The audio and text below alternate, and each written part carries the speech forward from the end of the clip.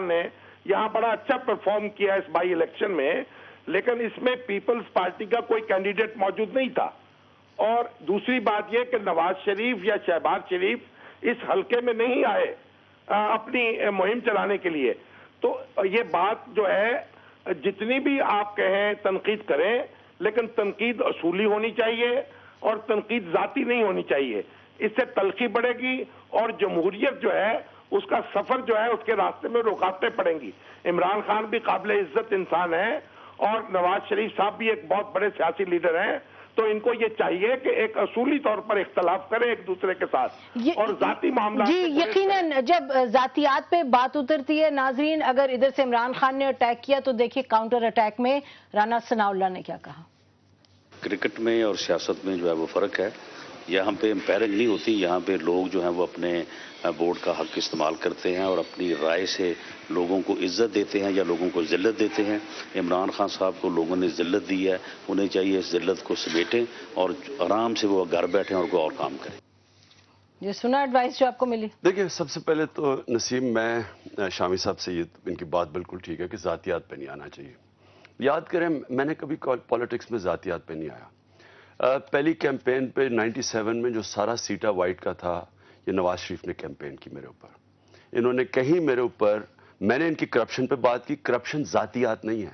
ملک کا پیسہ چوری کرنا یہ ہمارا فرض ہے کہ پبلک میں لے کے آؤ. اور یہ جو نیوٹرل امپائر کی میں نے بات کی، یہ بالکل درست بات ہے.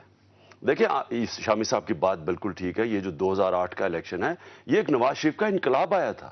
انہوں نے باوجود اسٹیبلشمنٹ کے یہ جیتے ہیں. میں نے اس کے اوپر کبھی تنقید نہیں کی. انہوں نے جو ساری چیف جسٹس کی موومنٹ تھی، اس کی ساری سپورٹ نواز شریف کو ملی اور بھاری، یعنی کہ اصل تو جیتنا پیپلز پارٹی کو چاہیے تھا، جیتے نواز شریف. لیکن میں ایک اصولی بات کر رہا ہوں کہ نواز شریف کو میں یہ سمجھتا ہوں کہ وہ اگر اتنے بڑے لیڈر ہیں تو ان کو لیڈر کی طرح بیہیو کرنا چاہیے. یہ جو پنجاب کا الیکشن ہوا ہے، یہ جو جتنے بھی اس سے پہلے 123 کا ہوا ہے، اس میں انہوں نے الیکشن صحیح طرح نہیں لڑا. سٹنگ گورنمنٹ ہے، ان کو اتنی بڑی پارٹی ہے ان کی. اگر ہماری پارٹیز لڑ رہی تھی تو کون سی اتنی مشکل تھی کہ آپ پولیس کو باہر کر دیتے، پولیس کا رول نہ کرتے، آپ سارے عملے کا نہ استعمال کرتے. لیکن عمران N123 میں تو جیتنا تھا نا، انہوں نے کوئی جا کے پولیس کے تھرو تو نہیں جیتا. نہیں، جیتنا تو تھا. سٹنگ گورنمنٹ ہارتی نہیں ہے. میں یہ کہہ رہا ہوں کہ یہ جو آپ فیفن کی رپورٹ آپ کے سامنے آئی ہے، کیا انہوں نے آپ کو نہیں بتایا کہ ریگولیرٹیز ہوئی ہیں؟